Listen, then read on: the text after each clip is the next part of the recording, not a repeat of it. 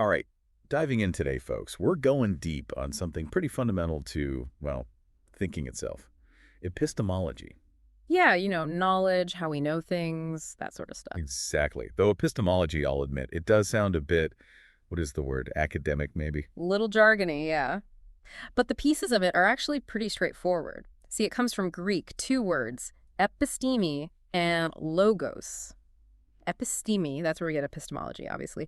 But it's not just knowledge as we usually think of it. It can also mean understanding or even like a direct acquaintance with something, knowing of it versus knowing that it is. Like, I know of quantum physics barely, but Yeah. definitely don't know the that of all its details. Right, right. And then logos, that gives us logic, but also words like account, argument, reason. It's about the way we explain, justify what we claim to know. So even the word itself is hinting that it's complicated. Many layers, yeah. Yeah. It's not just having facts, it's the whole how and why of knowing, how solid our reasons are for believing anything. Exactly. And it's not like these questions just popped up recently. Think back to Plato, like way back. He was wrestling with how we tell knowledge apart from just opinion. Not just what we know, but what makes it count as knowledge. Right, that has that extra oomph. And it's valuable in a way just random opinions aren't. That's it. Then you've got later folks, like Locke. He got more into the nitty-gritty of how our minds work to gain knowledge. Then Kant comes along and he's asking, well, what has to be true about us and the world in the first place for us to understand anything? So it's getting more and more meta as it goes, like zooming out each time. You got it. And even in the 20th century, you've got Russell trying to tie knowledge, especially science, back to something super basic, Yeah. our senses. Like, can we be sure of anything if we can't trust what we see, hear, touch, and so on? That was the big question for him. And it's really cool how even as the approach changes, the core questions stick around. They're that fundamental. It's really remarkable, yeah. And the evolution continues, right? It's not like they figured it all out back then. Yeah. Now you've got formal epistemology, where they use, like, hardcore math Yeah. to model rational belief, how much confidence we should have based on evidence. Yeah, it gets pretty technical.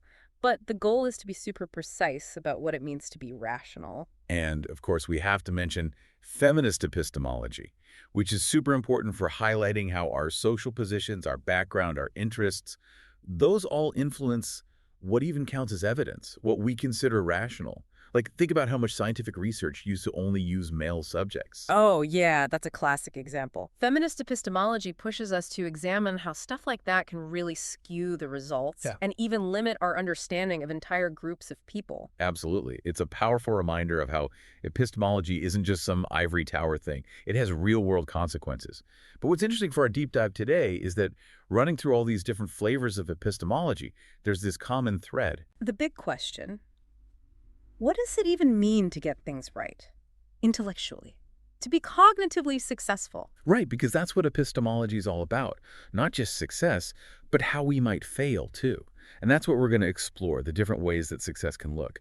But first, we got to ask, what kinds of things can even have cognitive success? It can't just be individual people, right? Nah, not at all. You and me, sure, we're the usual suspects. But we can also talk about labs being successful. Think about a team of scientists collaborating on a big discovery. Or a whole community that understands, like, their local ecosystem in a really deep way. And some even argue that parts of our minds could have their own little cognitive successes going on. So, like, a part of me might understand music theory really well, even though I, as a whole person, maybe don't or something. Maybe, yeah. And the kind of successes these different objects have, they're not all the same either. Like, someone or a group might cultivate a really refined palate, understanding all these subtle flavors.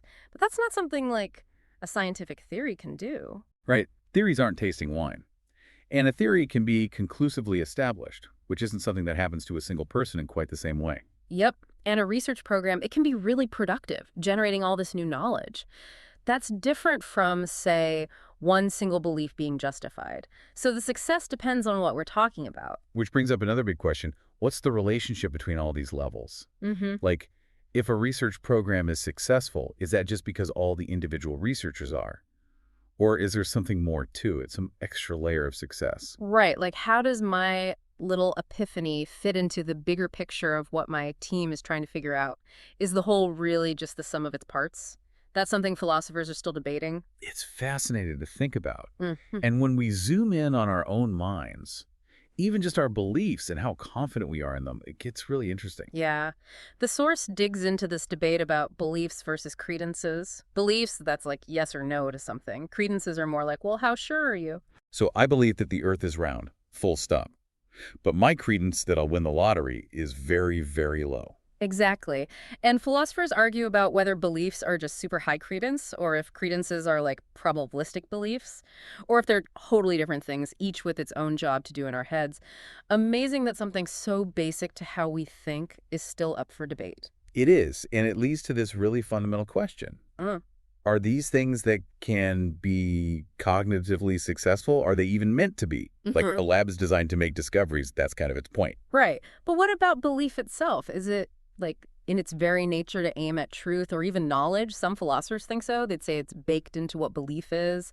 Others say, nah, we can understand belief without bringing in truth or knowledge. And what about us? Are we just naturally supposed to be rational? Or is that an aspiration, something we work towards? It's almost like asking, what's the purpose of thinking in the first place? Really deep stuff. Definitely. And from thinking about what can be successful, the source moves to the nature of that success. Is it about achieving something good, or is it more about following some kind of rule? That's a good distinction. Yeah. Some cognitive successes, they seem to come with demands. If you don't meet them, you're not just doing a subpar job, you're like epistemically wrong, maybe even doing something impermissible. Take logic. If you accept the premises of a valid argument, you gotta accept the conclusion. To do otherwise seems like you messed up somewhere. So, like, all humans are mortal. Socrates is a human, therefore. If you suddenly go, nope, Socrates is immortal, that's not just a quirky opinion, it's a logical fail. You nailed it. But then you've got other successes that are more about, like, hitting a target of epistemic goodness. If you miss, it's not that you did something wrong, it's just not ideal. Suboptimal, they call it. So following the rules of logic is a must, but coming up with a really insightful new hypothesis, that's more of a bonus. That's the idea. It's like the difference between playing by the rules of a game and having a really clever strategy. And importantly, the source points out, just because something's not ideal doesn't automatically make it forbidden. We can't be perfect knowers all the time. There's this idea of cognitive supererogation, going above and beyond what's required. Like, imagine a researcher who digs into some side question, not strictly necessary, but ends up making a major breakthrough. Yeah, totally. So now we're getting into the weeds of what makes something epistemically permissible or optimal. What's the basis for those judgments? This is where things get really philosophical. One view is epistemic consequentialism. They say permissibility depends on whether a belief or a way of forming beliefs leads to good epistemic outcomes. Like true beliefs and avoiding false ones. Right. Some focus specifically on the accuracy of our credences, how well they match the actual probabilities. Some even bring in practical outcomes, not just truth-related stuff. So that raises a tricky question for us. Could a false belief ever be permissible if it led to better outcomes overall? Does the end justify the means, epistemically speaking? That's a big one. And as the source mentions, there's debate about whether this whole consequentialist view even holds up. Philosophers like Berker have some serious objections. Always got to have that healthy debate, Right. right? Keeps things interesting. For sure.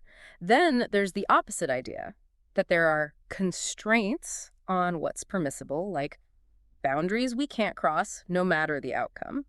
This ties into the debate between permissivists and anti-permissivists. Okay, unpack that one for me. So permissivists, they say, for any given evidence, there could be multiple totally valid responses. Different beliefs, different levels of confidence, all rational. Anti-permissivists, they're like, nope, there's only one right answer. This connects to the idea of credence uniqueness, that for any evidence, there's only one rationally required level of confidence you should have. Could be a single point or maybe an interval. So in one view, there's wiggle room. In the other, it's very strict. Got it. So we've talked about what things can be successful and whether it's about rules or something good. Now the source brings up another way to slice it. Substantive versus structural success. And this seems to move away from judging individual beliefs to looking at how they fit together. You got it. The source uses modus ponens, a classic logic example, to show this. Like, if P, then QP is true, therefore Q. The simple view is just that you should believe Q. But what if Q is total nonsense? Then there's a problem with the whole set of beliefs, not just Q in isolation. That's what they call the wide scope ought. It's not just about each piece on its own, but the whole picture. So substantive success is like judging the individual thing. Is a belief justified? Is a method rational? Is a credence accurate based on what's in it or how it relates to specific other things? Exactly. It's the qualities of the thing itself. Structural success is about the relationships between things, whether or not they're each individually successful in that first sense. Like, think of someone whose beliefs are super consistent but have nothing to do with reality. So internally, everything fits together perfectly, but the whole system is just wrong. That's it. Structural success without much substantive success. Or think about how you update your beliefs when you get new info. There are structural norms for how those changes should relate to your old beliefs and the new evidence, not just about whether each belief is true on its own. So you could have this beautifully organized but totally off-base worldview. And this reminds me of those conspiracy theory folks. Everything fits their narrative, but the narrative is wrong from the start. That's a good example, and the source says there's debate on whether one of these types of success can be reduced to the other. Some try to explain justification in terms of coherence, or vice versa, especially when it comes to what's permissible to believe. Seems like there's a lot to unpack there. Always more to explore, right? Right. And this brings us to the idea of explanation. Which kinds of success explain the others? Epistemologists aren't just sorting, they're trying to figure out what's fundamental. So, like, what are the building blocks of our understanding? Exactly, and there are different views. Chisholm, he thought the key concept was more reasonable than. Like, can we build everything up from comparing how reasonable different beliefs are? Then you've got Williamson, he puts knowledge at the center. And Scanlon, he argues for the importance of reasons. So it's like finding the most basic ingredients in the recipe of knowledge. That's a great way to put it. And the source makes a distinction here. Knowing which kinds of success explain others is different from knowing which specific successes explain others. So the first is, like, a big picture question. Does knowledge in general explain justification? Or is it the other way around? Yeah. The second is more about, well, does this belief I have give me reason to have that one? And that gets into the whole regress problem. Yeah, like what's the ultimate foundation for any belief? But the source says that regress problem exists no matter what you think about the kinds of success. Gotcha. So even if we solve the big picture question, the individual cases can still be a headache. Exactly. So we've covered what can succeed, how we define success, the types. But now, the core question. What makes something a success in the first place? Yeah, what makes it good or right or whatever the right word is? Exactly. The source lays out three main answers: contractualism, consequentialism, and constitutivism. Let's start with contractualism. The idea is a state is a success because we agree to treat it that way, and doing so benefits us. So like a social agreement. Exactly. Think about Craig's analysis of knowing. He said attributing knowledge to someone is like saying they're trustworthy, reliable. That helps us decide who to listen to. And de Gramsci takes us further, applying it even to logic. So success is about how well it works for us as a community. Knowledge as a social tool. Fascinating. And then consequentialism, which we touched on before. But here, it's about why something is successful. Because it produces something good. Right. The source talks about different good things philosophers focus on. Some say true beliefs, avoiding falsehoods. Seems pretty straightforward. Others say it's about getting a big picture, comprehensive understanding. And then some get practical. It's about acting successfully in the world, even surviving. So many options. Truth, understanding, practicality, even survival. It's like there's a whole spectrum of what we might consider valuable. That's right. And lastly, there's constitutivism. Here, something's a success if it fulfills the built-in aim of some aspect of us as agents, as thinkers. Okay, break that down for me. So think about Korsgaard's work on rationality. She says being rational is a success because it's part of what it means to be a self-governing person. Or someone might say, knowledge is the aim of belief, understanding is the aim of inquiry, practical wisdom is the aim of our actions. It's baked into the activity. So it's about the very nature of a thing. But the source makes a point. Saying, for example, that knowledge is the aim of belief isn't the same as this constitutivist idea. That's about explaining why knowledge is valuable, tying it to our fundamental aims. Exactly. And the source suggests maybe different types of success are explained by different frameworks. Maybe a belief matching reality is best understood as constitutive, while a process leading to useful outcomes is more consequentialist. And when these different successes clash, that's where it gets really tough, how to balance them. It's a philosophical juggling act. So we've looked at what success is, how to define it, all that. But what about when things go wrong? The source goes into epistemic harms and wrongs, how our understanding of success shapes how we see failure. Right. If you have different ideas about what good cognition looks like, you'll have different ideas about how it gets messed up. The contractualist view might say the harm is built into our social agreement. The source gives a great example. Maybe we overvalue beliefs from our senses and logic and undervalue insight that comes from empathy. That's really interesting. Like, we might be systematically dismissing important ways of knowing just because of our biases. Exactly. And it's not just big social stuff.